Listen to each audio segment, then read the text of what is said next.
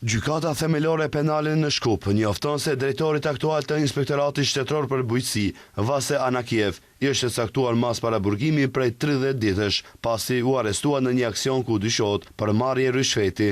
Sipas tyre, vendimi është marrë mbi 3 bazat: rreziku i aratisjes, ndikimi mbi dëshmitarët dhe rreziku i përsëritjes së veprës. Ngatjes sqarojnë se gjatë muajit mars, drejtori kishte kërkuar para për, siç thekson prokuroria, të kryej një veprim zyrtar që do të duhet ta kryente. Konkretisht, ai kishte ushtruar presion ndaj zyrtarëve që të mos lejonin importin e një malli të caktuar, edhe pse ai ishte importuar shumë herë më parë. Ndaj kompanisë së dëmtuar që importonte mallin, drejtori pretendonte se ai nuk ishte në përputhje me rregulloren ligjore. Si rezultat i presioneve, malli kishte mbetur për disa ditë në kufi. Kur kompania kërkoi shpjegim, sipas prokurorisë, drejtori kërkoi rishfet.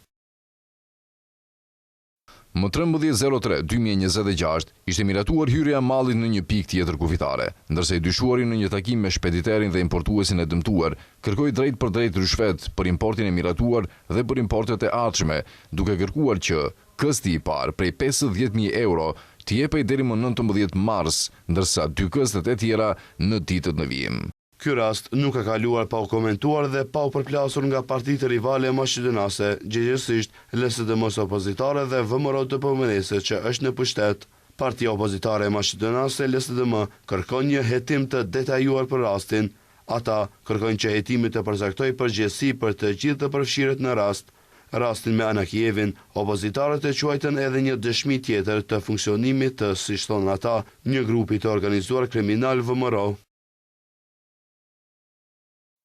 Vetëm disa muaj më parë, ndodhi një skandal korrupsioni në cilin drejtori i Agjencisë për Mbështetje Financiare në Bujqësi gjithashtu arrestua për rishfet prej 50.000 eurosh. Për shkak të këtij skandali korrupsioni, u pezullua programi IPAR 3 me vlerë 130 milion euro.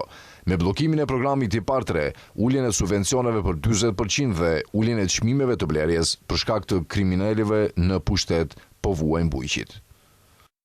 Ndërkaq, Valentin Manasievski nga VMRO DPMNE theksoi se LSDM sillet në mënyrë jo serioze dhe i politizon rastet e krimit dhe korrupsionit. Sipas tij, LSDM nuk është distancuar nga rastet kur personat e lidhur me ta janë dyshuar për krim.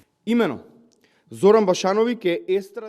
LSDM gëzohet si një fëmijë i vogël kur shfaqet në një rast krimi, veçanërisht nëse përpiqet ta lidhë atë me VMRO DPMNE-n.